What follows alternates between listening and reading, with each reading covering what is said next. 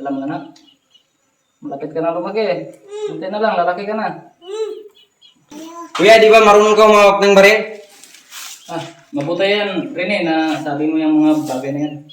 Dati kasi, nung kabataan ko pa, dati akong sundalo. Alam mo naman yan. Kahit saan kami pumupunta. Tagal-tagal na rin ako hindi nakawag ng baril. Pero nasabi mo, tuturuan kita bukas na bukas rin.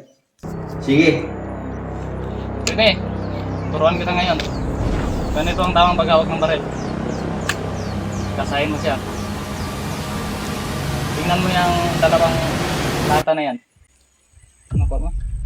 Panoorin mo. Yang isa na naman, Rene. Ngayon, Rene, turuan kita, ikaw naman. Sige, kuya. Patamaan mo yung dalawang lata.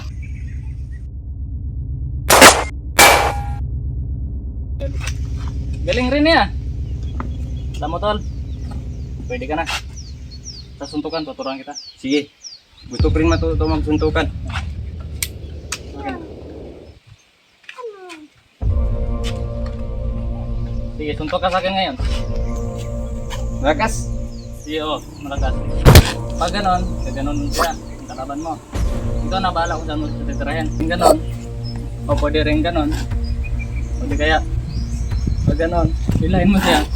Sabay pitik mo sa dito sa leeg. Ayun, kabilang kamay naman. Ganon din ang gagawin mo. Bahala ka na. Titirahin mo ka dyan. O ganon, i-block mo siya. Pwede ka nang ikot sa likod. At ikaw na bahala. Sige, sige. Kaya ko na yun, kuya.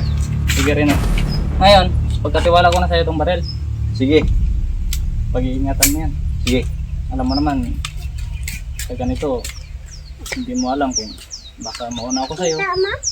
Hindi natin alam yung panahon. Kaya mo ipagtanggol sarili mo. Sige po, kuya. May pupuntahan mo na ako. O, sige, mag-iingat ka rin eh. Sige. Ayusin ko muna itong mga kalat dito. Sige. Sana kaya yun si Rin, hindi pa nakabalik. Di ba yung kapatid ni Rene? Ang galing niyo yung magsuntukan. Yun ang hinahin ito sa ating papatay. Ikaw ba yung kapatid ni Rene? Oo, ako nga. Bakit? May kailangan kayo? Mayroon!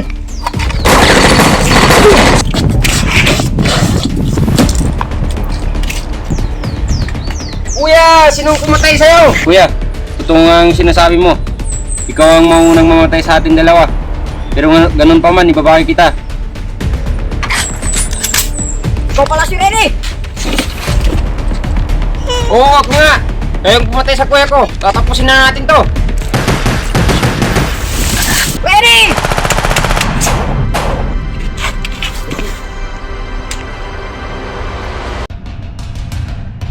Kanahayop ka! Wala na pa akong bala. Ako, meron pa!